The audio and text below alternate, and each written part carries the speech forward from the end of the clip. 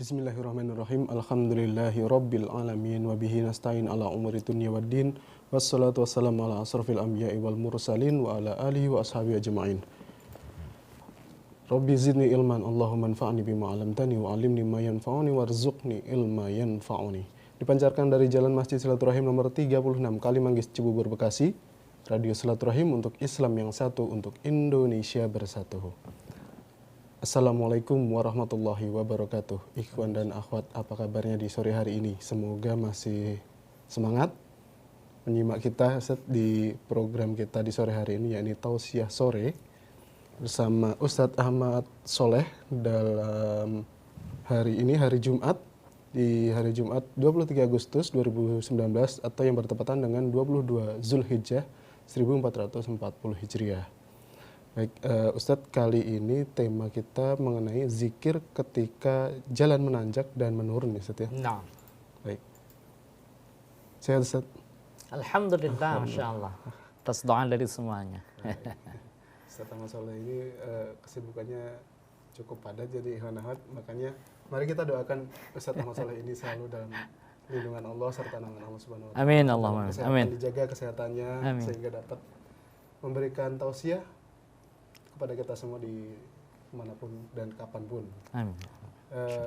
Kabarnya Ahad besok Ustadz ngisi di itu saja, Sentul ya? Insya Allah, Insya Allah. Ya? Insya Allah, kalau tidak ada halangan, Insya Allah, Insya Allah. Baik, bagi Ikhwan Ahmad, jika ingin mendengarkan atau menyimak tausiah Ustadz nanti hari Ahad 25 Agustus di Masjid Az-Zikra Sentul pagi. Baik, Ustadz, tafadhol Ustadz untuk pemaparan tausiah sore hari. Baik.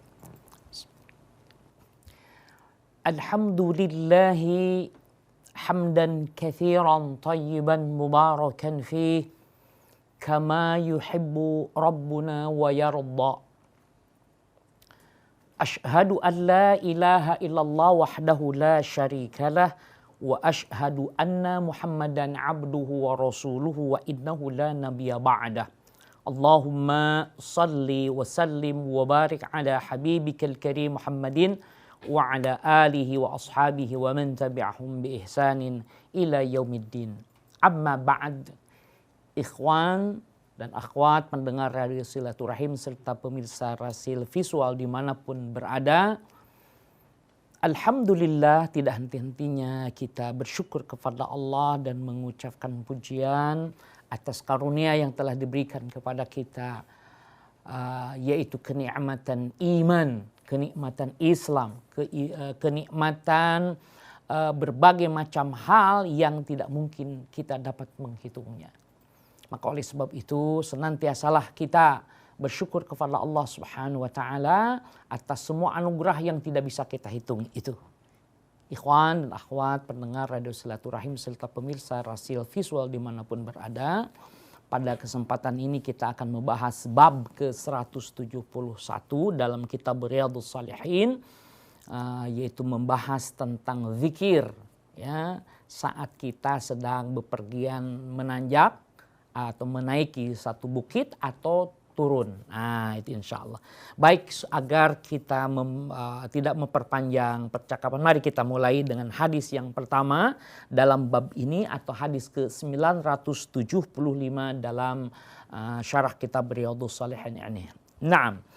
An Jabir radhiyallahu anhu qala kunna idza su'idna kabbarna wa idza nazalna sabbahna. Rawahu al-Bukhari. Kunna adalah kami, kata Jabir radhiyallahu anhu, ketika idza sa'idna kabbarna. Jadi ketika kami bepergian, kami bertakbir apabila berjalan menanjak. Wa idza nazalna, dan apabila kami turun, sabbahna, kami bertasbih. Riwayat ini atau hadis ini rawahu telah meriwayatkan hadis ini Al-Bukhari, Imam Al-Bukhari di dalam kitab jihad bab membaca tasbih saat turun lembah. Tayyib. dari sini dapat kita lihat bahwa ternyata Quran memerintahkan kepada kita untuk senantiasa berzikir kepada Allah Subhanahu wa taala. Senantiasa mengingat Allah haitsuma kunna, dimanapun kita berada. Maka sebagai realisasi perintah untuk berzikir kepada Allah ini terus-menerus dengan zikir yang banyak, zikran katsira itu, kemudian Nabi mengajarkan kepada kita melalui para sahabat ridwanullahi alaihim bahwa hendaknya kita senantiasa ingat kepada Allah, termasuk dalam perjalanan. Ketika perjalanan nanjak tadi dikatakan kabarna, kata Jabir radhiyallahu anhu. Kami bertakbir, Allahu akbar, Allahu akbar, Allahu terus. Ketika turun, subhanallah, sabbahna. Ya, ketika turun sabbahna, kata Jabir. Saya atau kami bertasbih, subhanallah. Jadi Allahu akbar, turun, subhanallah, subhanallah, subhanallah, masya Allah. Nah ini paling sederhana sesungguhnya. Jadi tidak harus kemudian kita bingung mencari doa-doa yang kita tidak tahu. Maka doa-doa ini sangat sederhana. Naik bertakbir, turun bertasbih.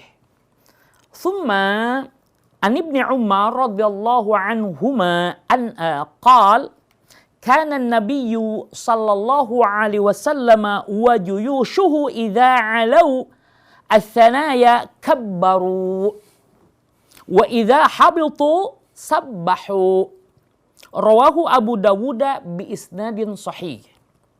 Adalah Nabi sallallahu alaihi wasallam wa juyushuhu, dan jaishnya dan pasukan-pasukannya, idza alau as-sanaya kabbaru, apabila mendaki gunung mereka bertakbir, wa idza habitu sabbahu, dan apabila mereka turun mereka bertasbih. Rawahu, telah meriwayatkan hadis ini siapa? Abu Dawud, Imam Abu Dawud bi isnadin sahih, dengan sanad yang sahih. Jadi masya Allah, ini kalau ini langsung tadi dinisbatkan kepada Nabi, kalau yang sebelumnya itu perkataan Jabir, kan begitu. Namun rupanya memang Jabir berkata itu dikuatkan di dalam hadis ini oleh Abu Daud itu ya. Mutiara-mutiara yang dapat digali dari hadis kedua ini maupun dihubungkan dengan hadis pertama, bahwa hadis ini dan hadis sebelumnya menjelaskan anjuran bertakbir saat naik ke tempat yang tinggi untuk menampakkan ketinggian yang hakiki di atas ketinggian indrawi. Yang kedua, anjuran membaca tasbih saat turun untuk menyucikan Allah dari kekuasaan yang tidak pantas baginya ketika terjadi sesuatu yang dirasakan rendah. Subhanallah ya. Jadi ketika turun subhanallah, naik Allahu akbar. Allahu akbar dan subhanallah bukan hanya sekedar tadi ucapan, bukan hanya sekedar mengucapkan Allahu akbar, bukan hanya mengucapkan subhanallah saat turun, tapi kita meyakininya. Bagaimana merasakan kedekatan Allah Subhanahu wa taala, bahwa dialah Allah yang maha agung, yang maha besar. Ya, nah maka Allahu Akbar, kalimat Allahu Akbar itu kemudian menghilangkan kegalauan sesungguhnya gitu kan. Jadi segala sesuatu maka kemudian karena ala bi dzikrillahi tatma'innul qulub, karena dengan mengingat Allah tabaraka wa taala hati ini menjadi tuma'ninah, menjadi tenang. Nah oleh sebab itu maka untuk sampai kepada ketenangan yang hakiki tadi, maka perbanyaklah zikir termasuk di perjalanan, gitu ya. Ini masya Allah, la haula wala quwata illa billah. Tayyib, an Ibni Umar aydan radhiyallahu anhuma. Jadi an Abdullah bin Umar radhiyallahu anhuma aydan qal kana an-nabiyyu sallallahu alaihi wasallam idza qafala minal hajj awil umrah kullama awfa ala thaniyatin aw fadfadha kabbara thalathan thumma qala la ilaha illallah wahdahu la sharika lah lahul mulku wa lahul hamdu wa huwa ala kulli syai'in qadir ayibuna taibuna abiduna sajiduna li rabbina hamidun sadaqallahu wa'dah wa nasara 'abdah wa hazamal ahzaba wahdah. Muttafaqun alaih. Kata Abdullah bin Umar, apabila Nabi SAW kembali dari haji atau umrah, maka setiap kali naik ke atas gunung atau tanah yang tinggi dan keras, beliau bertakbir 3 kali. Kemudian beliau mengucapkan la ilaha illallah wahdahu la syarikalah lahul mulku wa lahul hamdu wa huwa ala kulli syai'in qadir. Ayibuna taibuna abiduna sajiduna li rabbina hamidun. Sadaqallahu wa'dah wa nasara abdah wa hazamal ahzab wahdah. Tidak ada Tuhan yang wajib diibadahi dengan benar kecuali Allah sendirian, tidak ada syirikat baginya. Bagi Allah, milik Allah lah segala kerajaan, dan bagi Allah segala pujian. Dan Dia Allah atas segala sesuatu maha kuasa. Kami kembali bertaubat kepada Allah, menyembah, bersujud kepada Tuhan kami dan memujinya. Allah menepati janjinya, menolong hambanya dan mengalahkan para sekutu atau musuh dengan sendirinya. Hadza hadisun rahu Bukhari wa Muslim, yakni muttafaqun alaih. Ya, ini Masya Allah di dalam Imam Bukhari meriwayatkan dalam kitab jihad, sementara Imam Muslim dalam kitab haji. Ya, jadi ini para ikhwan sekalian, ikhwan dan akhwat pendengar Radio Silaturahim serta pemirsa Rasil Visual dimanapun berada.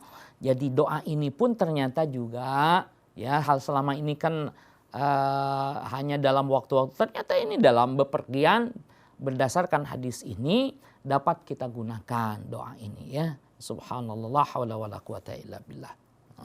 Jadi ini hadis yang ketiga yaitu dari Ibnu Umar. Dari hadis ini dapat kita lihat bahwa selain mutiara sebelumnya, hadis ini juga mengandung anjuran zikir saat berjalan naik, mengesahkan Allah. Ya, jadi kita tahlil, ya, tahmid, kemudian mensyukuri limpah nikmatnya, mengakui kemurahannya, dan memperbaharui janji untuk taat, ibadah, dan taubat kepada Allah Subhanahu wa Ta'ala. Jadi ternyata segala sesuatu pengakuan akan kebesaran Allah, memuji Allah, termasuk itu juga dalam setiap saat, termasuk dalam perjalanan. Jadi kalau begitu dapat kita lihat jangan terlalu bingung gitu ya. Apa yang harus dibaca? Maka satu doa gitu kan sesungguhnya seperti tadi doa subhanallah walhamdulillahi wala ilaha illallah wallahu akbar la haula wala quwata illa billahil aliyyil azim, yang ternyata itu semua adalah cakupan dari doa-doa yang diajarkan oleh Nabi tadi. Misalnya naik baca takbir, turun baca tasbih. Maka kemudian kalimat-kalimat yang tadi dibacakan subhanallah walhamdulillahi dengan pemahaman yang memadai, dengan pemahaman yang hadir di dalam kalimat itu. Yang saya maksudkan pemahaman yang hadir dalam kalimat itu, maksudnya adalah ketika kita mengucapkan kalimat itu, perasaan atau syuur kita, ya, perasaan kita hadir dalam ucapan itu. Sehingga kita melebur dengan pernyataan-pernyataan tadi. Kita katakan subhanallah, maka kehadiran hati kita menyatakan maha suci Allah. Allah tidak memiliki atau Allah tidak memiliki aib, tidak memiliki kekurangan. Maka subhanallah gitu ya. Nah, maka kemudian nanti saat jalan datar, insya Allah akan kita temukan juga membaca alhamdulillah. Sebagai ta'kid, sebagai penegasan bahwa Allah itu maha sempurna, maha kebaikan, maha baik. Yang menyeluruh segala bentuk kebaikan, segala sifat kebaikan, maka itu dimiliki oleh Allah Subhanahu wa Ta'ala dan kesempurnaannya. Gitu ya. Itu adalah isbat, ta'kid terhadap isbat dalam pengertian bahwa Allah Subhanahu wa Ta'ala dalam ditasbihkan, dibersihkan dari kekurangan, kemudian ditetapkan isbat dalam kesempurnaan. Jadi itulah yang sesungguhnya kalau kita melihat, kalau kita teliti dari berbagai macam doa yang diajarkan Nabi, intinya itu.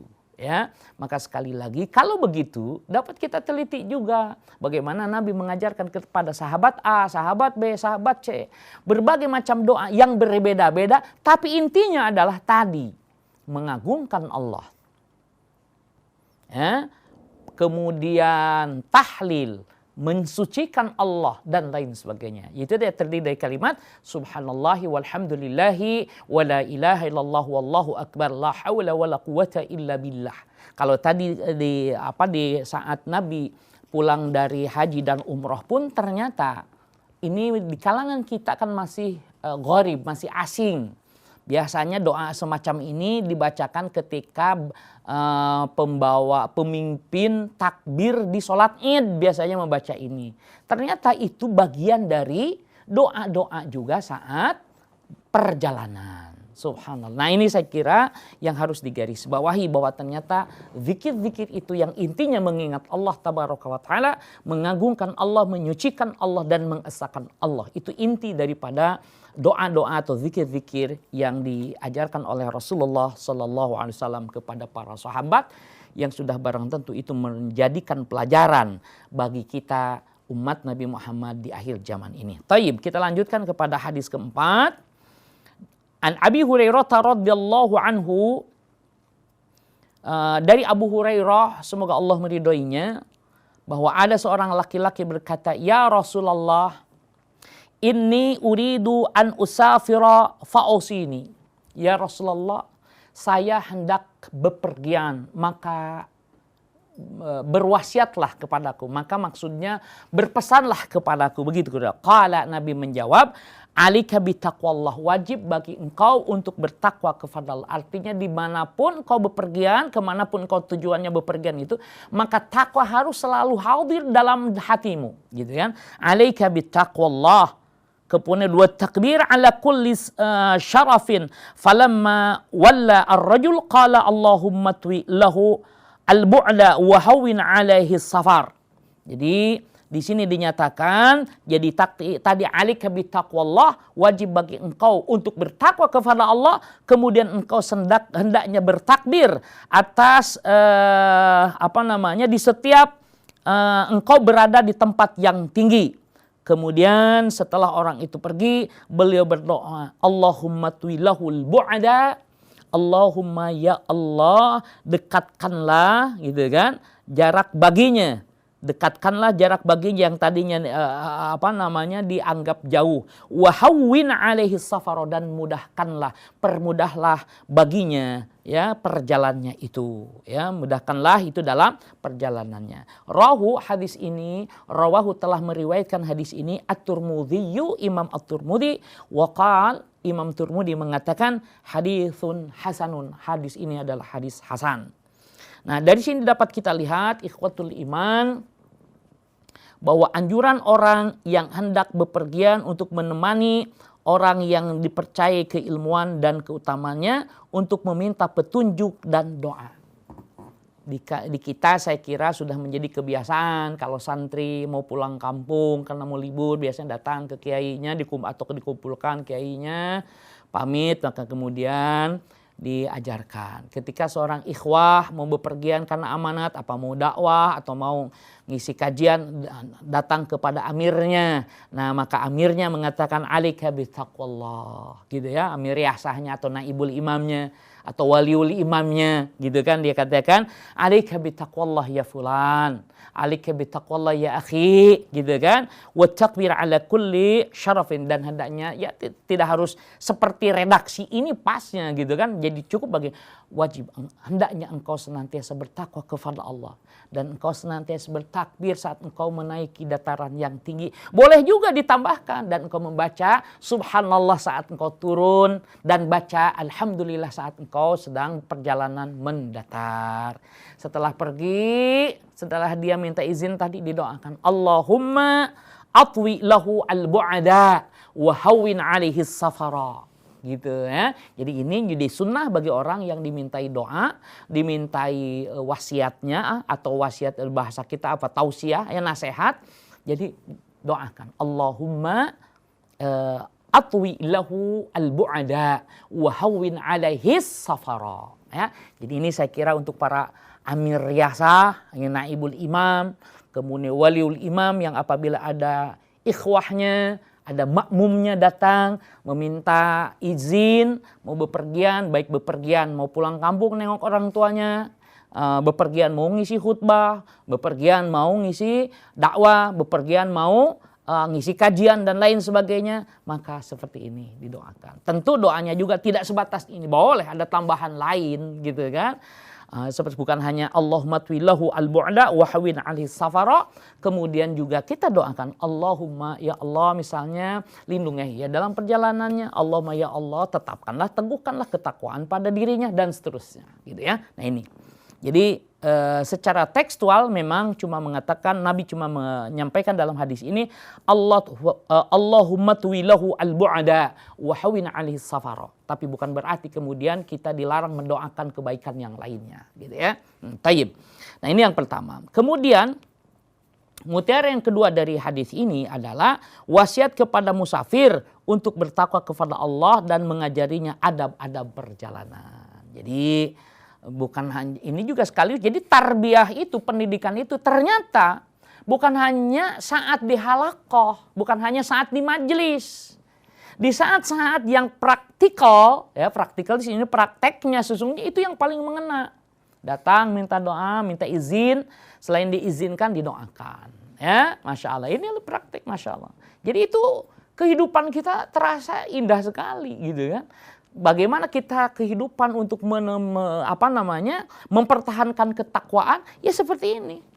Ketika kita datang kepada umaro kita, dinasehatinya dengan ketakwaan. Nah ini saya kira, mohon maaf, saya kira sekali lagi saya kira di ibu kota mungkin, atau sekali lagi saya belum pernah melihat menelitinya, tetapi saya kok jarang melihat gitu. Ada orang mau bepergian pulang kampung macam-macam ya ke Pak RT-nya gitu kan. Ya kalau yang ada paling apa? Titip rumah Pak RT pulang kampung. Oh sama, saya juga mau pulang kampung. Nah, akhirnya ke satpam kan gitu. Atau misalnya ke security komplek titipnya. Nah padahal seperti ini Masya Allah ya. Justru harus ada yang memberikan tadi. Jadi di jalan itu bukan hanya hura-hura. Di jalan itu bukan hanya mendengarkan sesuatu yang melalaikan Allah Tabaraka wa Ta'ala. Tapi rupanya berdasarkan hadis-hadis yang banyak ini, justru Nabi mengajari kita agar dalam perjalanan itu senantiasa kita mengingat Allah Subhanahu wa Ta'ala. Sehingga kalaupun terjadi sesuatu, kita sedang mencintai Allah Subhanahu wa Ta'ala, bukan sedang melupakannya. Kita senantiasa mengingatnya, karena seseorang yang mencintai pasti dia mengingatnya, dia akan terus menyebut-nyebut namanya. Ya, itu karena sesuatu yang keluar dari mulut adalah gambaran sesuatu yang tersimpan di dalam hati. Sebagaimana air kopi yang dituangkan itu menunjukkan air yang ada di dalam teko. Tidak mungkin begitu kata para ahli logika gitu kan. Dikeluarkan dari teko itu kopi tapi dalamnya susu, itu tidak mungkin. Gitu ya. Jadi kemudian orang yang biasa refleks ya, supaya menjadi refleks, maksudnya kan refleks itu begini. Ada awalnya adalah merupakan kebiasaan, habit. Dari kebiasaan habit itulah menjadi karakter atau bahasa kita akhlak. Nah, akhlak itu maka secara refleks maka dia akan melakukan kebiasaan-kebiasaannya. Maka ketika dia misalnya tidak dalam keadaan sadar pun tetap dia mengingat Allah Tabaraka. Subhanallah, Allahu Akbar. Gitu kalau jatuh terpleset apapun ya. Beda dengan orang-orang yang latah. Tatakuna latah tadina, jadi kata orang Sunda. Latah tadina, latah sebelumnya begitu, akhirnya kemudian terpleset, kemudian menyebut sesuatu yang tidak kita kehendaki gitu ya. Tapi kalau orang-orang beriman itu biasanya terpleset apapun dia katakan, subhanallah, innalillahi, Allahu Akbar, astagfirullah. Nah gitu ya, karena di dalam dadanya hanyalah nama Allah Tabaraka wa Ta'ala. Tayyib, jadi ini ya. Kemudian yang ketiga adalah doa bagi musafir dengan hal-hal yang bermanfaat dalam perjalanannya dan menjauhkannya dari kesulitan. Ya, nah oleh sebab itu di zaman now ya saya katakan bukan tidak boleh, hanya afdalnya ya kita bicara afdal. Jadi sebaiknya ketika bepergian itu ya kalau kita tidak zikir ya kita mendengarkan sesuatu yang mengingatkan kepada Allah. Gitu ya, sekali lagi bukan tidak boleh, tapi ini afdalnya, keutamaannya ya, sebaiknya senantiasa kita menyebut dan mengingat Allah Tabaraka wa Ta'ala. Tayyib. Hadis yang kelima ikhwatul iman dalam kajian sore hari ini dalam bab ini, an Abi Musa Al-Asy'ari radhiyallahu anhu qala kunna ma'an nabiyyi sallallahu alaihi wasallam fi safar fakunna idza ashrafna ala wadin halalna wa kabbarna wartafa'at aswatuna faqala Nabi SAW ya ayuhan nas irba'u ala anfusikum fa innakum la tad'u asammu wala ghaiba innahu ma'akum innahu sami'un qarib. Ini hadza hadisun rawahu Bukhari Muslim yakni muttafaqun alaih. Kata Abu Musa, dia berkata bahwa kami bepergian bersama Nabi SAW dalam sebuah perjalanan. Maka kami apabila naik ke atas jurang, ya, kami bertahlil dan bertakbir dengan suara keras. Ya.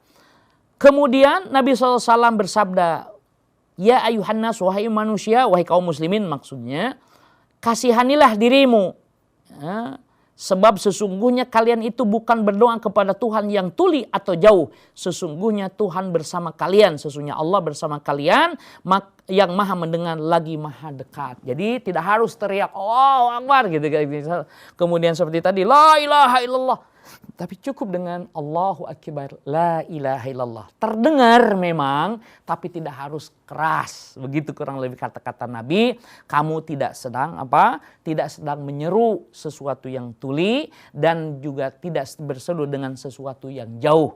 Tetapi kamu berdoa kepada yang maha mendengar lagi maha dekat. Begitu logika di dalam hadis ini. Meskipun nanti juga ada ucapan-ucapan yang memang harus dizaharkan. Apa bedanya ucapan yang harus dijaharkan dengan ucapan ini? Toh kata Nabi bahwa Allah itu maha mendengar, tidak tuli. Allah itu dekat, tidak jauh. Tapi kenapa kita harus berkeras-keras? Nah, bedanya di mana?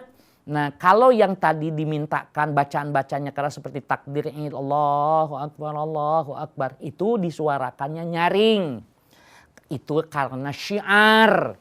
Jadi segala sesuatu yang bersifat syiar, ya, maka dijaharkan, termasuk azan, seruan, itu memang harus dijaharkan, harus dikeraskan. Kenapa? Karena itu adalah syiar. Adapun seperti tadi berdoa, maka itu adalah sesuatu yang sangat privasi, sangat pribadi. Maka Nabi katakan, Allah itu ketika kamu memohon kepada Allah, Allah itu maha mendengar lagi maha dekat. Ikhwatul iman, dari hadis ini dapat kita lihat mutiaranya, yaitu anjuran merendahkan suara saat berzikir. Ya, ini juga tidak semua zikir harus suaranya pelan. Ya, tadi yang bersifat syiar maka boleh dijaharkan. Dan kalau kita merujuk nanti dalam satu kesempatan bahwa misalnya Nabi pun zikir ba'da sholat pernah gitu kan, pernah membacanya secara jahar. Dalam rangka apa? Mengajari para sahabat.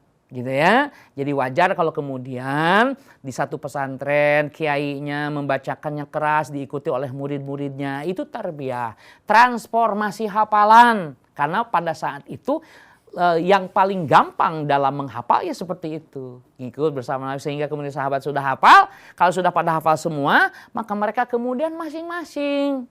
Kalau sudah pada hafal semua, masing-masing, doanya juga masing-masing. Kenapa masing-masing? Karena keperluannya juga masing-masing.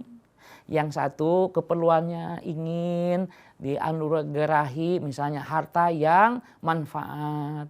Yang satu diminta istiqomah. Yang satu ada yang memang bisa sama permintaannya, tapi bisa juga kebanyakan bisa berbeda-beda. Oleh sebab itu sekali lagi bahwa Nabi pernah ya mengajari para sahabat yang zikirnya jahar ba'da salat itu karena dengan maksud mengajari para sahabat. Namun ketika para sahabat sudah hafal zikir-zikir yang diajarkan Nabi, maka kemudian mereka berzikir masing-masing, gitu ya. Gimana kalau sekarang zikirnya terus-terus jahar? Ya karena memang juga orang yang datang ke masjidnya juga macam-macam, gitu kan. Ada yang sudah hafal, ada yang juga masih belum hafal. Apalagi sekarang ini komunikasi sangat mudah, transformasi manusia muslim satu dengan muslim lain, mu'alaf dan macam-macam, maka kita secara demografi bisa bertambah terus sehingga bisa juga dibenarkan ketika orang kemudian membaca tadinya jahar terus dengan maksud mengajari, apalagi gitu kan.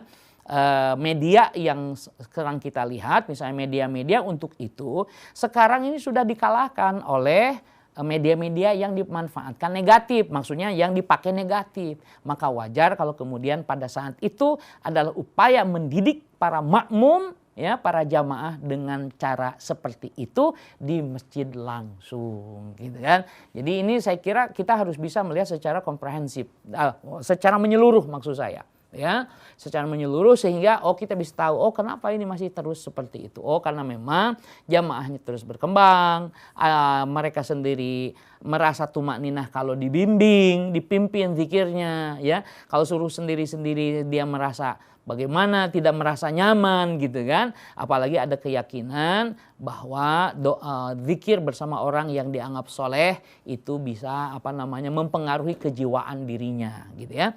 Kemudian mutiara berikutnya menunjukkan bahwa belas kasih Nabi SAW terhadap para sahabatnya. Dan ini juga harus dibuktikan oleh para umaro umat ini, ya. Kasih sayang mereka terhadap makmumnya, terhadap ikhwahnya harus dibuktikan. Salah satunya dengan senantiasa mendoakannya, termasuk mendoakan saat mereka bepergian. Kemudian kedekatan Allah dengan orang-orang mukmin, gitu ya. Mutiara hadis tadi bisa kita lihat seperti itu. Kemudian mutiara berikutnya adalah komitmen para sahabat terhadap arahan-arahan Nabi SAW dan antusiasme mereka untuk senantiasa mendampingi beliau Sallallahu Alaihi Wasallam. Ini indahnya kehidupan bersama Nabi Sallallahu Alaihi Wasallam, ya. Jadi para sahabat pun ketika pernah tetap minta arahan, minta nasihat. Itu juga harus dihidupkan di zaman now, zaman kita. Meskipun sudah modern, sudah macam-macam, ya. Saya lebih menyukai, menyarankan kalau memang terjangkau izinnya jangan lewat WhatsApp.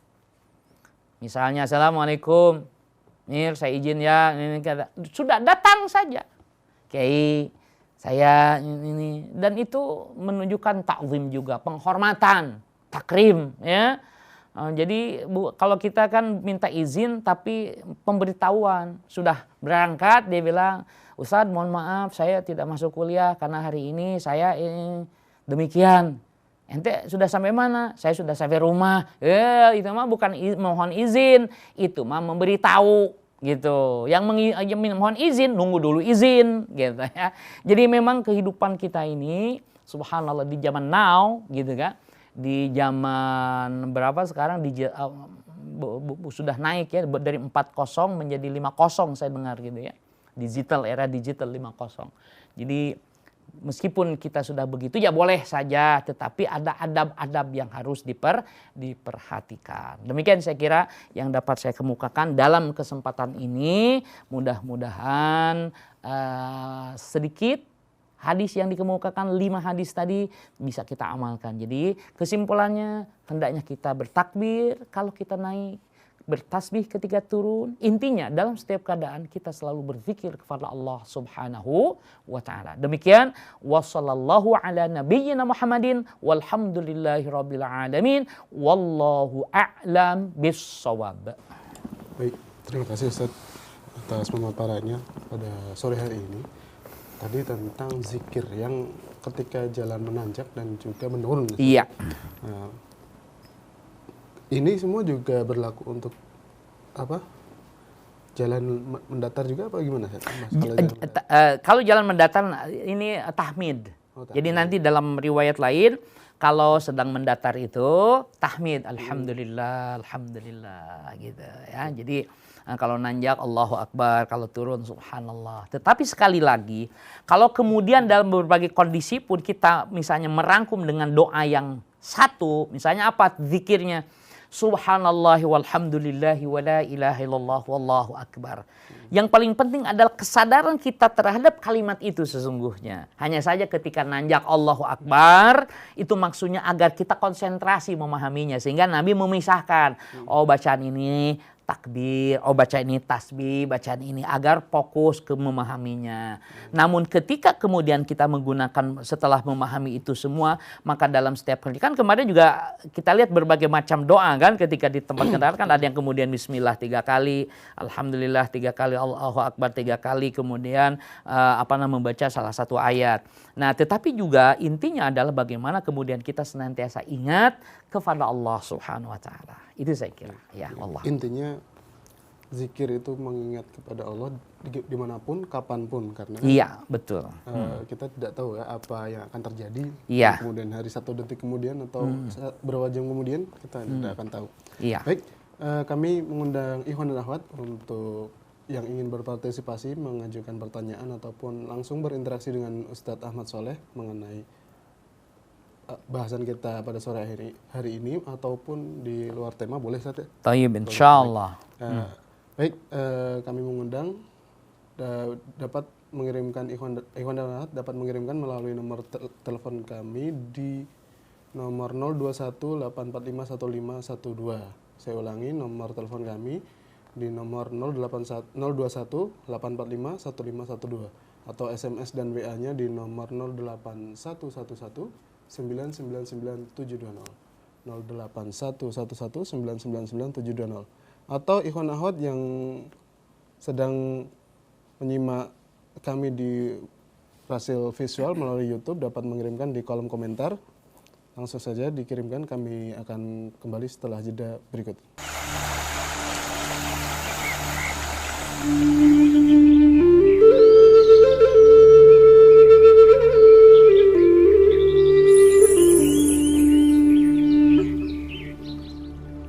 Terima kasih masih bersama kami di Tausiah Sore edisi hari ini, hari Jumat 23 Agustus 2019, dan kali ini kita masih membahas tentang zikir ketika jalan menanjak dan menurun. Tadi sudah disampaikan oleh Ustadz Ahmad Soleh bagaimana ketika kita mengucapkan zikir tatkala jalan menanjak dengan takbir Allahu Akbar, dan juga jalan menurun dengan subhanallah tasbih. Nah, baik, kali ini kita sudah memasuki sesi tanya jawab. Kami mengingatkan kepada Ikhwan Akhwat bagi yang ingin mengirimkan pertanyaan dapat melalui SMS atau WA-nya di nomor 08111999720. Saya ulangi 08111999720. Atau yang ingin berinteraksi langsung melalui melalui telepon kami di 021 845 1512. Di 021 845 1512. Baik Ustadz, sudah ada beberapa pertanyaan dan juga ada satu atensi ini dari pendengar dengan ucapan subhanallah, kajian di Rasil ini sangat menyejukkan jiwa. Maju terus Rasil, Allahu Akbar. Takbir. Baik, sebelum ke pertanyaan, sebelumnya saya ingatkan untuk nanti hari Ahad tanggal 25 Agustus 2019 ada kajian penghayatan Qur'ani. Kunci sukses akhir hidup manusia adalah husnul khotimah bersama Dr. Anda Hajah Asneli Burhanuddin MPD yang bertempat di Hotel Best Western pukul 7 hingga pukul 16 waktu Indonesia Barat di Jalan Mangga 2 Abdat 111 Jakarta Pusat. Untuk infaknya 500.000, ada diskon 4 orang gratis 1. Untuk info dapat menghubungi Ustadz Ibrahim SAG di nomor 0857 7865 1954. Baik Ustadz, sepertinya kita sudah terhubung dengan telepon. Halo, Assalamualaikum warahmatullahi wabarakatuh. Waalaikumsalam Pak, dengan Ginanjar di Klender. Begini nih, saya tidak bisa Maaf, dengan siapa? Di mana? Halo. Halo, Assalamualaikum. Dengan Ginanjar Pak. Dengan Pak Ginanjar? Iya. Di Jakarta ya. Di Jakarta. Begini Pak, doa musafir ketika menjelang subuh adalah semoga ada yang memperdengarkan pujian kami kepada Allah atas nikmat dan cobaannya yang baik kepada kami. Wahai Rabb kami, dampingilah kami dan berilah karunia kepada kami dengan berlindung kepada Allah dari api neraka. Hadis riwayat Muslim nomor 2086. Itu maknanya apa ya Pak ya? Taib. Baik. Nah. Baik, Pak Ginanjar di Jakarta Timur. Nah, Akhil Habib Bapak Ginanjar di Jakarta.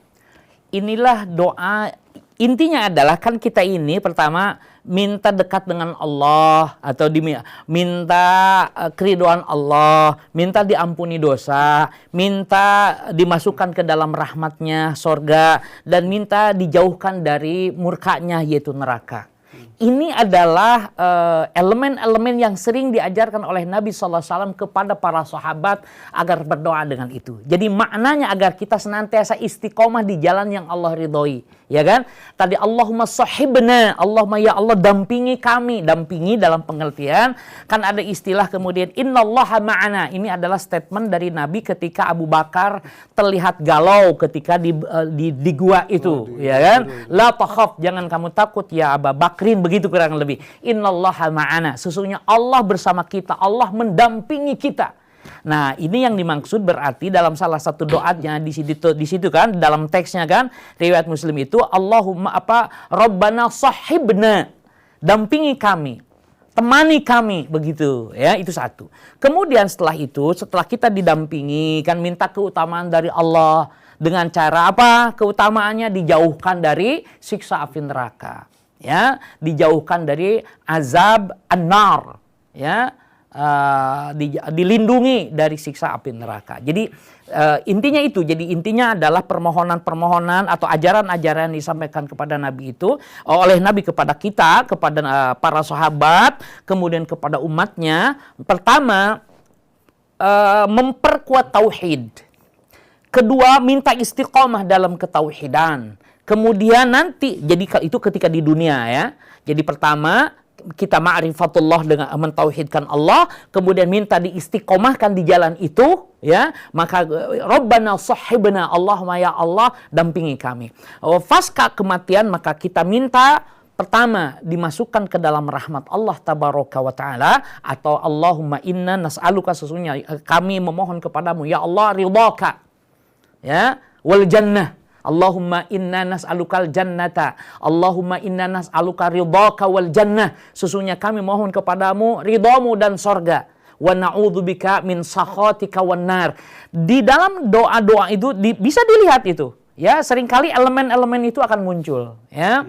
Nah, jadi di satu sisi Nabi mengajarkan misalnya keistiqomahan, ada doanya, kemudian di sisi ketemu dengan sahabat yang lain, maka kemudian sahabat itu dihibur agar sahabat tadi meminta terus-menerus kepada Allah sorga dan ridho Allah. Bahkan sorga yang diminta juga adalah sorga yang paling tinggi, yaitu Paradise. Nah, Firdaus maksudnya Paradise itu, ya.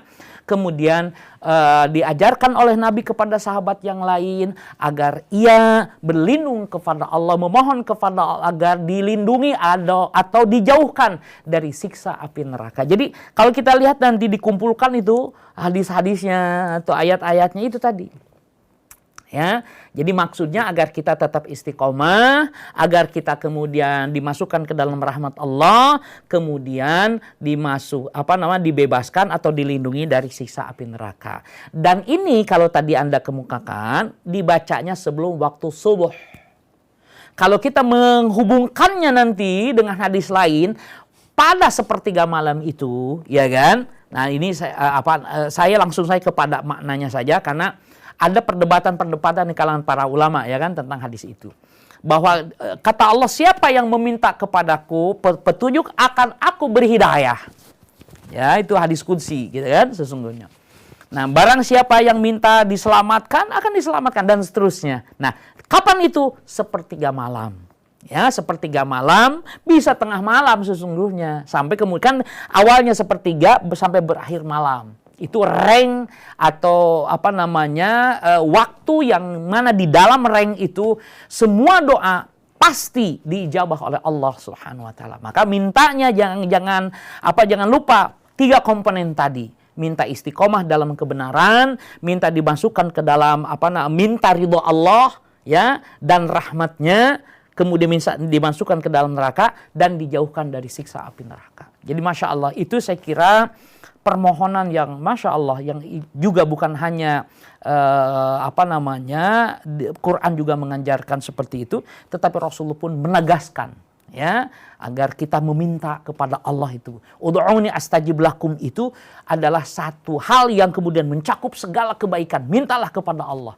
Dan kebaikan yang paling besar yang tiada tara adalah ridho Allah, rahmat Allah tabaraka wa ta'ala, serta berlindung kepada Allah dari murkanya. Demikian saya kira yang dapat saya jelaskan untuk Akhil Habib Bapak Ginanjar di Jakarta. Wallahu a'lam bissawab. Intinya kita minta pertolongan Allah Subhanahu wa taala. Naam. Di setiap kehidupan kita ya. Jadi, Naam. Makanya Rabbana sahibna itu salah satunya di situ. Pertolongan itu jadi kalau ditemani Allah maka kita akan menjadi kuat. Yang tadinya lemah kita menjadi kuat, yang tadinya kita fakir kita menjadi kaya, yang tadinya kita juhala, jahil, maka kita akan menjadi orang pintar. Pintar dalam pengertian cerdas. Cerdas yang dimaksud apa? Mendahulukan jadi akhirat orientasi kita selalu akhirat. Itu kecerdasan gitu ya. Jadi yang disebut dengan cerdas itu adalah orang yang di dalam salah satu hadis yang Nabi SAW mengatakan kurang lebih begitu. Jadi orang cerdas itu adalah mereka yang mempersiapkan diri untuk keadaan setelah kematian. Gitu ya. Al-kayyisu man dana nafsahu. Jadi orang yang cerdas itu adalah orang yang dana nafsahu, merendahkan nafsunya, jiwanya untuk mengikuti lima ba'dal maut, terhadap apa-apa setelah kematian. Itu orang cerdas menurut hadis riwayat Ibnu Hibban kalau tidak salah. Demikian saya kira. Wallahu a'lam bissawab. Baik. Jazakallah khairan Ustaz atas Wa'alaikum jazakum khairan. Semoga terjawab ya Bapak Ginanjar di Jakarta Timur tadi. Kemudian Ustaz, pertanyaan kedua dari hamba Allah di Jakarta. Assalamualaikum warahmatullahi wabarakatuh Ustaz. Waalaikumsalam warahmatullahi wabarakatuh. Saya baru belajar untuk membiasakan berzikir, membaca selawat dan memperbanyak doa di saat safar seperti pulang kampung dan sebagainya. Nah, apakah kondisi tersebut sebaiknya dijaga juga kondisi kesuciannya dengan sering bertayamum Ustaz atau bagaimana? Mohon nasihatnya. Al-Tayyib. Nah, jadi apa yang tadi dikatakan, iya. Lanjutkan, mempertahankan, mendawamkan kesucian. Ketika Anda jauh dari air, maka bertayamum. Yang penting adalah kesucian tadi. Meskipun dalam zikir-zikir tertentu, itu tidak harus kemudian dalam keadaan suci. Tapi karena Anda bicara tadi tentang apa? Tentang sholat duha, maka Anda bisa lakukan dengan apa? Tayamum. Ya. Kalau sholat duha, sholat tahajud, itu Nabi nyaris tidak pernah meninggalkan. Walau fis safar. Meskipun dalam bepergian gitu ya. Jadi sesungguhnya itu juga kalau bepergian itu dia tinggalkan juga nggak apa-apa. Tetapi tadi khawatir. Jadi begini nanti jadi jangan kemudian kita mengadu-ngadu pendapat-pendapat yang berbeda yang pada hakikatnya masing-masing punya posisi, punya kedudukannya tidak sama. Misalnya begini tadi. Kalau bepergian, setiap pekerjaan yang baik itu tetap dicatat. Kalau menjadi kita terbiasa gitu ya. Jadi kemudian ada orang ketika bepergian itu ya tidak melakukan sunnah-sunnah yang lain. Karena dia meyakini berdasarkan pemahaman itu bahwa segala kebaikan yang dilakukan pada saat mukim, ketika dia musafir dia tetap mendapatkan catatan kebaikan. Dicatat sebagai memiliki kebaikan dari perbuatan itu. Tapi ada satu kondisi di mana orang dalam keadaan musafir segala kebaikan tetap ia lakukan karena dia masih mampu melakukannya. Kemudian ada yang ini sunnahnya kalau sedang musafir mah tidak harus ribut-ribut, tidak harus repot-repot begitu. Kondisinya berbeda. Kalau dia, kenapa mempertahankan? Di antaranya, saya tidak ingin kalau sekarang saya sering musafir. Kalau saya sering meninggalkan pekerjaan saat saya di mukim, khawatir saat kembali mukim saya jadi malas. Maka dia tetap dawamkan, apalagi tadi dalam pertanyaannya, saya sedang belajar. Maka saran saya, kalau masih bisa dilakukan, fal yaf'al, lakukan. Ya, baca sholawat, sholat duha, bisa di pergian baik itu di atas kereta, di atas pesawat, silakan, fal yaf'al, silakan. Ya, jadi tidak bisa kita kemudian mengadu-ngadu pemahaman itu dalam seakan-akan apple to apple, padahal kondisinya berbeda. Yang satu bepergiannya jarang, yang satu mah ini sering bepergian dinas luar. Nah, kalau dia sering dinas luar, kemudian dia meninggalkan kebiasaan baiknya, bisa jadi saat dia kembali mukim, dia menjadi enggan. Padahal segala sesuatu, apalagi kalau kita lihatnya dengan hadis yang mengatakan bahwa Allah sangat suka dengan amalan kebaikan itu yang terus menerus meskipun sedikit. Nah, kalau diperhatikan itu gitu kan, maka sesungguhnya Masya Allah menarik sekali. Jadi tidak bisa kemudian semua diadu-adu, dalil ini diadu dengan, enggak, masing-masing itu punya posisi gitu loh. Masing-masing itu punya penerapannya, kondisinya bisa diterapkan. Jadi pertanyaan seperti tadi, maka jawab saya, silakan Anda dawamkan itu. Meskipun sekali lagi, kalau Anda meninggalkan itu semua pun, Anda tetap dicatat sebagai orang yang melakukannya saat mukim. Tetapi dalam pendekatan tarbiyah, dalam pendekatan pendidikan, maka sebaiknya itu didawamkan. Gitu ya, demikian saya kira yang bisa saya jawab. Wallahu a'lam bis-shawab. Baik, syukur Ustaz atas nasihatnya. Semoga terjawab hamba Allah ini. Kita sepertinya sudah tersambung dengan telepon. Assalamualaikum warahmatullahi wabarakatuh. Assalamualaikum warahmatullahi wabarakatuh. Baik. Dari Bu Dewi, Pondok Labu. Oh iya, Ibu Dewi, silakan Bu. Ustaz, saya mau nanya. Saya sakit bertahun-tahun nggak sembuh-sembuh, udah berobat, udah berdoa pagi sore. Doanya gini, Allahumma afini badani, Allahumma afini pisami, Allahumma afini bibasori, pulang juga robin nas, pulang juga robin pagi sore, sholat tahajud segala macem, puasa Senin Kemis, penyakitnya nggak sembuh-sembuh. Iya. Oke. Kadang kayak putus asa gitu. Kalau boleh saya tahu sakitnya apa, Bu? Padahal di Al-Quran nggak boleh ngeluh, tapi selalu ngeluh, saya kena nggak sembuh-sembuh. Iya. Kalau boleh tahu penyakitnya apa? Diabetes ya segala macam, lambung. Iya, oke, baik. Padahal makannya udah saya atur. Masya Allah, Udah baik. macem-macem sakitnya. Sakit I- gigi lah, macam-macam lah pokoknya. Iya, baik. Makasih Ustaz. Baik. Masya Allah. Langsung aja mungkin ya. Ukhtil Habibah Ibu Dewi di mana tadi? Di Pondok Labu, Masya Allah. Penyakit ya bagi seorang mukmin, sekali lagi, bagi seorang mukmin penyakit itu bisa menjadi wasilah penghapus segala dosa. Dan sesungguhnya Ibu, bahwa sholat, ibadah, berdoa itu di satu sisi, ya. Jadi jangan kemudian kita menjadi mengeluh, berhenti berdoa gara-gara sampai itu yang disebut dengan isti'jal fid du'a. Terburu-buru dalam berdoa. Yang dimaksud terburu-buru itu bukan Allahumma ya Allah, bukan begitu. Tapi yang dimaksud terburu-buru, kita sudah berdoa lalu kita mengatakan, aduh, aku sudah berdoa sekian tahun tapi nggak dikabul-kabul. Ukhtil Habibah Ibu Dewi, saya ingin sampaikan bisa jadi Allah suka dengan doa itu. Allah menyukai rintihan ibu kepada Allah. Menunjukkan kita ini butuh pertolongan Allah Subhanahu wa taala. Memohon kepada Allah, menangis agar disembuhkan penyakit diabetes yang sedang diderita. Kemudian Allah menyukainya. Maka dalam kondisi itu husnudzon, baik sangka kepada Allah harus senantiasa dihidupkan.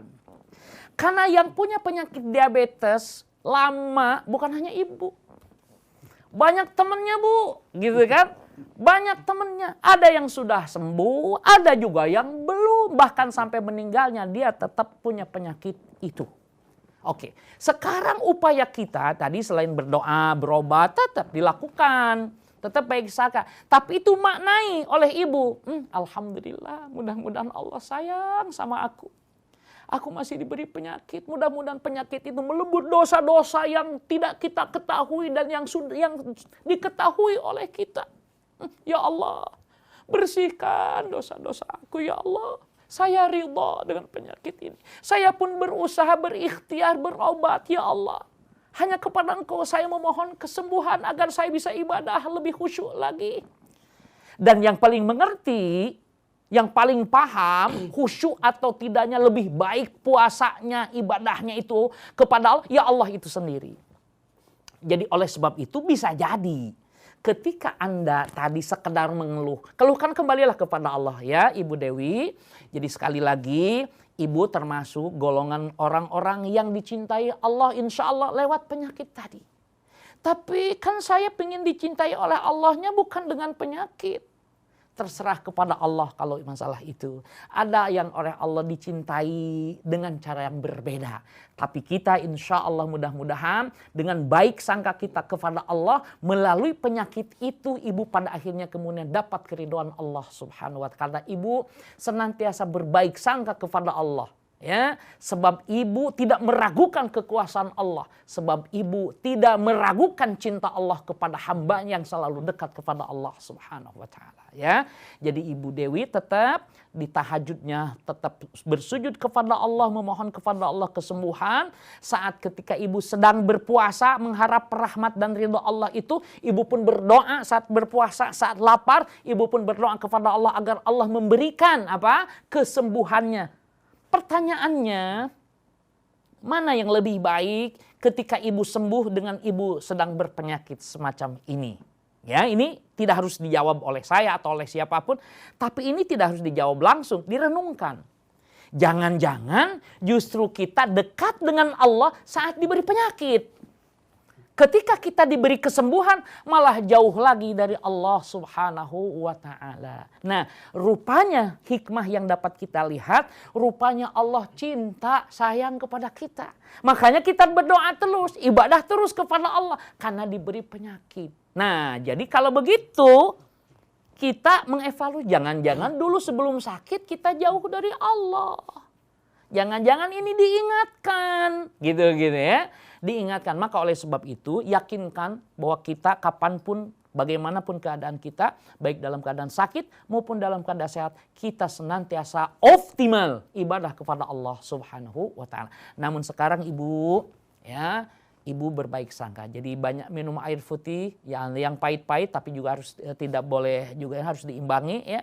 Saya kira mungkin upaya, saya kira ibu bisa ini kan, bisa ibu juga konsultasi kepada pakar herbalis. Setelah tadi kan ke dokter sudah, ke pakar-pakar herbalis, ibu juga boleh berkonsultasi. Semua cara yang mungkin untuk didapatkan lakukan. Ya, bisa juga ibu misalnya berkonsultasi juga kepada orang yang berpengalaman dari sisi refleksi misalnya, topung misalnya, banyak cara. Ya, kalau itu. Tetapi semuanya dokter, herbalis, topung, refleksi, macam-macam semuanya yang menyembuhkan Allah, gitu ya. Nah, maka oleh sebab itu usaha kita lakukan, tapi baik sangka tetap kepada Allah Subhanahu wa taala ya. Sekali lagi saya ingin sampaikan, bisa jadi ibu sedang dicintai oleh Allah karena ibu senantiasa berdoa kepada Allah minta kesembuhan dari penyakit yang sedang diderita. Yang harus dijaga adalah baik sangka, husnudzon kepada Allah Subhanahu wa taala. Demikian, wallahu a'lam bissawab. Baik, intinya husnudzon Ustaz ya. Husnudzon intinya. Nah, husnudzon kepada Allah dan juga ikhtiar kita tetap dilakukan. Tidak lepas dari ikhtiar. Nah.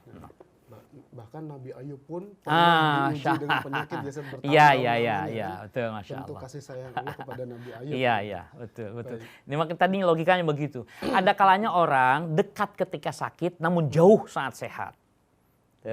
Jadi ini harus jangan sampai nanti kita ketika sedang ini dekat, sedang berpenyakit, kita dekat dengan Allah, sholatnya, tahajudnya, macam-macam. Nanti setelah sembuh banyak kegiatan lain yang menjauhkan diri dari Allah, akhirnya dia lupa. Nah, ini salah satunya. Jangan sampai kita begitu. Maka saya katakan baik sangkanya di situ. Bisa jadi kalau kita diberi kesehatan, malah kita jadi jauh dari Allah, gitu ya. Pokoknya orang lain kan dikasih, orang lain beda lagi. Maka oleh sebab itu kenapa kemudian baik sangka kepada Allah itu adalah basic, ya, adalah pondasi yang harus kita miliki. Itu saya kira. Wallahu a'lam. Baik, semoga terjawab tadi Ibu Dewi di Pondok Labu. Kemudian saat kita beralih ke pertanyaan selanjutnya dari Ibu Albar di Cikarang. Masya Allah. Ini, maaf Ustadz, keluar dari tema.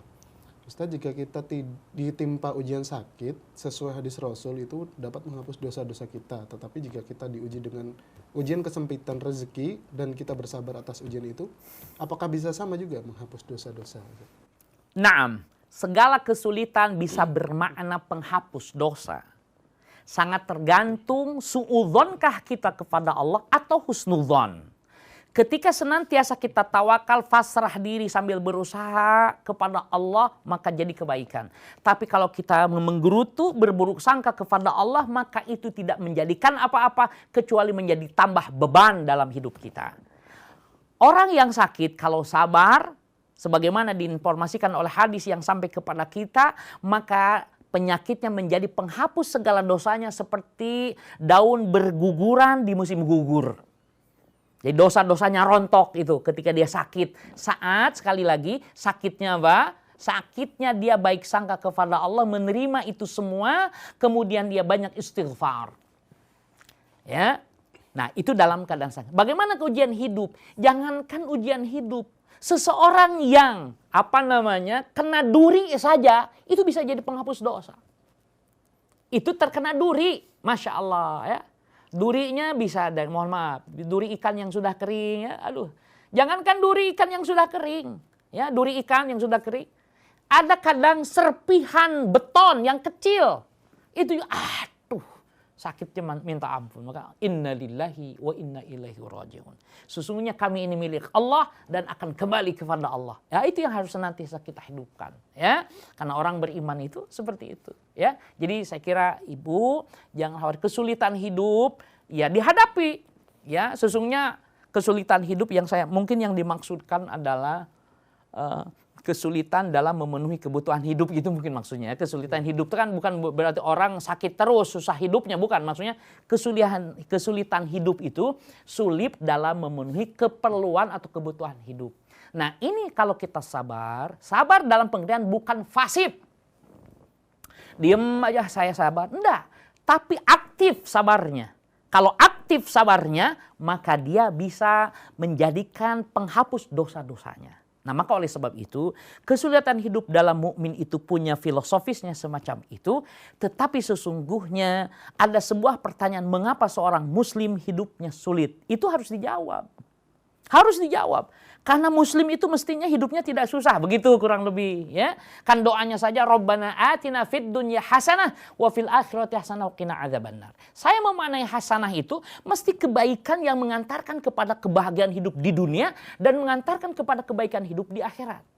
Meskipun juga include di dalamnya sulit hidup, tapi dia imannya tetap menggantungkan dirinya kepada Allah Subhanahu wa taala. Itu include. Tetapi sesungguhnya kita diperintahkan untuk hidup bahagia di dunia dan di akhirat. Kalau kita dengan kesulitan hidup juga bisa bahagia, itu bukan masalah. Tapi masalahnya ketika kesulitan hidup itu menjadi masalah buat kita. Ini maka harus diperbaiki. Karena seorang muslim itu tiap hari baik terus. Nah, begitu juga ikhwatul iman, seorang muslim, makanya di sini paradigma yang harus dirubah dulu. Cara pandang kita terhadap syariat.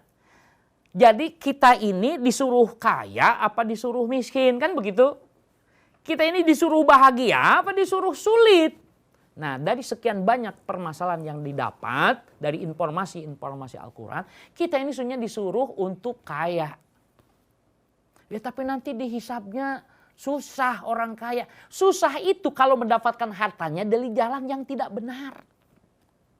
Miskin juga tetap diancam kalau dia sombong. Coba, yang kaya sombong, logika mengatakan wajar. Meskipun tidak benar. Tapi miskin, sombong pula. Na'udzubillah, na'udzubillah. Nah, maka oleh sebab itu, kenapa logika itu, kenapa disuruh kaya? Pertama, diperintahkan untuk berzakat, menolong orang lain, bersedekah. Faqdu syai' la yu'ti. Seseorang yang tidak memiliki, tidak bisa bersedekah, tidak bisa memberi. Itu kaidah para ulama yang kemudian dikembangkan dari berbagai perspektif. Termasuk dalam menolong. Bagaimana mungkin kita bisa menolong? Wong hadisnya juga sampai kepada kita kok. Ya Rasulullah, dhahaba ahlud dusur bil ujur, kata para sahabat. Ya Allah, Rasulullah, telah pergi orang-orang yakni lahu malun katsira, amwal katsira. Mereka orang-orang yang banyak hartanya telah bil ujur dengan berbagai pahala. Yang dimaksud ini sahabat yang datang laisa lahu yakni orang-orang sahabat-sahabat yang tidak memiliki kekayaan. Lah, kata Nabi, bukankah Allah juga memberikan kesempatan kepada engkau sehingga engkau bisa sejajar dengan mereka? Sesungguhnya pada tasbih kamu itu ada sedekah, pada takbir kamu ada sedekah, pada tahlil kamu ada sedekah.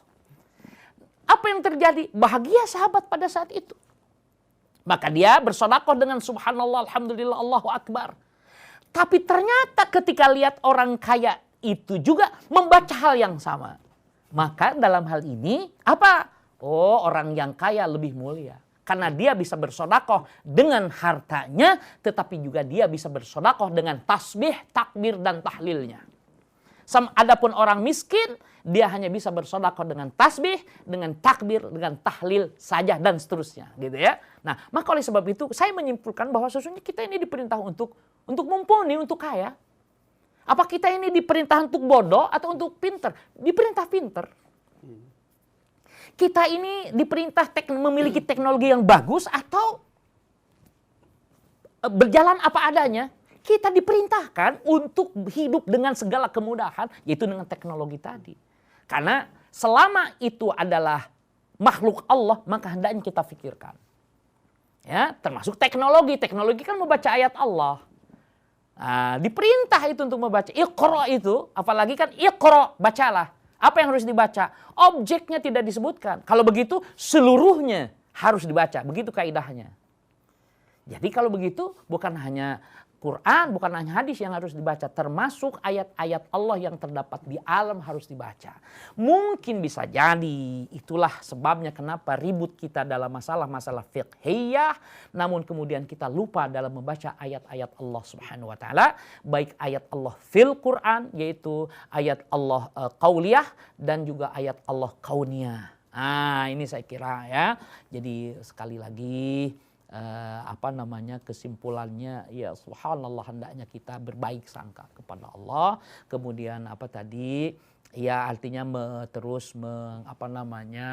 husnudon tadi itulah ya, husnudon bahwa kesulitan hidup juga bisa menjadi bisa menjadi penghapus segala dosa selama kita tidak melakukan keharaman.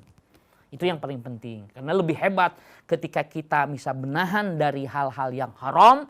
Nah, sementara kesempatannya terbuka karena kita orang yang sulit hidup. Beda dengan orang yang semuanya mudah gitu kan. Kemudian melakukan keharaman itu akan sangat berbeda. Sesungguhnya kenapa dia kok melakukan keharaman sementara dia segala sesuatunya ada? Gitu ya. Adapun orang fakir bisa terbuka sesungguhnya. Tapi kemudian tetap dia bertakwa kepada Allah. Orang miskin bertakwa kepada Allah itu lebih baik daripada orang kaya. Namun kemudian ia terpleset kepada keharaman. Ya, ini saya kira yang bisa saya jawab. Wallahu a'lam bis-shawab. Ya, semoga terjawab tadi Ibu Albar di Cikarang. Nah, kita husnuzon itu kepada manusia aja bisa. Nah, kepada manusia. Ya intinya ya. Apalagi kita berhusnuzon kepada Allah itu harus. Jadi masdar atau sumber husnudon ya itu yang paling afdal kepada Allah. Ya itu yang paling pertama itu baik sangka kepada Allah. Itu harus. Nah, baru kemudian yang kedua maksud saya kepada manusia, kepada semuanya. Bukan hanya kepada manusia ya, termasuk makhluk lain juga ya, kepada maksudnya hewan. Mohon maaf kan hewan juga kadang begini. Satu hal yang menarik di kita di Indonesia. Dulu maksudnya bukan di Indonesia, di tempat kami. Dulu masih kita temukan ada domba yang galak. Bisa nyeruduk pemiliknya. Itu dulu bertahun-tahun yang lalu. Tapi sekarang saya melihat kok binatang-binatang ternak di daerah kami itu jinak-jinak. Nah, ini menunjukkan ada sesuatu perkembangan. Ya, perkembangan positif saya memandangnya. Dulu kami masih tahu, masih melihat, menyaksikan di usia-usia kami masih kecil itu ada domba-domba nyeruduk pemiliknya, bahkan menyeruduk tetangga-tetangga. Ya, itu ada domba. Kemudian ada lagi dulu binatang, anjing, binatang lain, anjing. Ngejar-ngejar orang. Ngejar-ngejar orang. Tapi sekarang alhamdulillah di tempat kami itu ya binatang juga apa sampai dielus di ini jinak-jinak, masya Allah. Kemudian saya berpikir, kemudian saya berselancar di negara-negara lain, ternyata masih didapatkan seperti itu. Ya, ada binatang-binatang yang buas. Maksudnya binatang ternak tapi buas. Buas dan bukan mau makan ya, tapi buas itu maksud saya liar, apa ya? Liar maksudnya. Buas di situ liar di situ. Jadi nabrak ini belakangan di daerah mana itu ada monyet gitu kan. Yang kemudian mengganggu warga, namun kemudian oleh warga kemudian ditangkap dalam keadaan sudah tertembak dengan senapan angin. Itu tadi pagi saya dapat kabar dapat berita itu atau melihat beritanya. Nah, tapi renungan buat saya, kenapa binatang itu menjadi ganas? Mesti ada sesuatu. Kalau dia merasa terganggu, biasanya merasa terganggu, terancam, maka dia akan memperlihatkan sikapnya. Binatang pun kalau kita rahmatan lil alamin itu dipenuhi, gitu kan, insya Allah ya dia juga akan tidak berubah sikap. Ada binatang-binatang, maka oleh sebab itu sisakanlah tulang belulang untuk saudaramu dalam satu statement literatur keislaman ya. Atau sisakanlah ini untuk binatang-binatang ternak, sisa-sisa makanan ya. Kalau bukan sisa makanan yang saya maksudkan menyengaja, tetapi ini sisa-sisa makanan betul, artinya tulang belulang yang mungkin mulai kita sudah dianggap bersih, bagi makhluk lain itu masih bisa ya kan seperti kucing kan tidak harus misalnya ikan yang berdaging. Kepalanya saja itu anugerah yang besar buat kucing. Nah, bagi saya kira pendekatan kita kepada binatang pun ternyata Masya Allah. Itu mempengaruhi sikap-sikap mereka kepada kita. Dan saya kira ini adalah satu hal yang yang harus kita garis bawahi. Bahwa baik sangka kita kepada Allah mengakibatkan menjadikan akhlak kita mulia. Kita berinteraksi dengan manusia, berinteraksi dengan makhluk lain gitu kan. Sehingga semuanya ekosistem kita ini seimbang. Gitu ya. Nah, ini aja saya kira. Wallahu a'lam bishawab. Baik Ustaz, mungkin ini ada satu pertanyaan terakhir Ustaz. Naam. Assalamualaikum warahmatullahi wabarakatuh Ustaz. Waalaikumsalam warahmatullahi wabarakatuh. Kita diajarkan untuk berdoa sebelum perjalanan Ustaz ya. Mungkin doa sebelum perjalanan. Oh, naam. Nah, lalu kita biasanya kalau pergi jauh berombongan itu suka ngobrol dengan sesama rombongan. Nah, bagaimana Ustaz kalau obrolannya kita itu menjauhkan diri dari zikir Ustaz? Karena kan nggak enak juga Ustaz kalau umumnya. Gak enak juga sama rombongan lainnya kalau tidak ada obrolan selama perjalanan. Gitu, Ustaz. Gimana, Ustaz? Ya, oke, baik. La haula wala quwwata illa billah. Perjalanan itu hendaknya dihiasi dengan zikir kepada Allah. Zikir kepada Allah bisa bermakna seperti tadi. Zikir itu bisa begini. Subhanallah, alhamdulillah, Allah. Itu zikir. Tapi membahas sesuatu hal berdasarkan perspektif keberagaman kita, dalam perspektif Quran, perspektif Islam, perspektif sunnah gitu kan, maka itu juga zikir. Jadi saya ingin sampaikan bahwa zikir itu bukan hanya membaca subhanallah walhamdulillah wala ilaha illallah dan seterusnya, tetapi mengingat Allah, salah satu mengingat syariat Allah dan mendiskusikannya, itu juga bagian dari zikir. Gitu ya, tentu semuanya atas dasar keimanan. Karena ucapan tasbih pun kalau bukan atas dasar keimanan itu juga bisa bermasalah, gitu kan. Banyak di antara mereka yang mengucapkan itu tapi dengan maksud melecehkannya juga ada, gitu kan. Nah, maka oleh sebab itu obrolan selama itu manfaat, selama itu mengandung pelajaran maka dibenarkan, gitu ya. Nah, maka tadi adalah yang dimaksud adalah mendengarkan atau memperdengarkan sesuatu yang melupakan kepada Allah Subhanahu wa taala. Gitu. Maka paling tidak niat atau doa naik kendaraan di awal kendaraan, gitu kan. Dan di tengah perjalanan diisi dengan ingat kepada Allah dengan berbagai macam makna, ya kan? Karena coba dilihat dalam beberapa hal.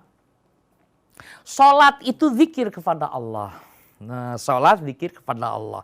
Jadi zikir bukan hanya ingat dalam pengertian harfiah, tetapi termasuk tadi diskusi tentang masalah-masalah agama, diskusi tentang masalah-masalah Islam yang mengantarkan kepada kepahaman, mengantarkan kita semakin dekat dengan Allah Subhanahu wa taala, fahuwa dzikr, maka itu bagian dari zikir. Gitu misalnya di ngobrol nih ya kalau supir kan konsentrasi. Kemudian teman-teman bahas apa yang sedang misalnya viral gitu kan. Apa yang sedang hot issue gitu kan. Apa sih yang sedang panas nih isu? Oh, tentang kada wa kada. Bagaimana perfeksi Islam dan umat Islam didiskusikan. Itu bagian dari zikir. Ya. Bagaimana kemudian boleh nggak sih kita menjelaskan tentang akidah kita di hadapan komunitas, kemudian membahas yang menyinggung orang lain, boleh nggak sih? Padahal Quran berkata begitu. Padahal hadisnya menjelaskan begitu. Boleh nggak sih? Diskusikan, gitu kan? Boleh hal semacam itu. Jadi tidak harus kemudian zikir tadi hanya apa tadi? Hanya mengucapkan subhanallah, alhamdulillah, Allahu akbar saja, tetapi juga membahas permasalahan-permasalahan yang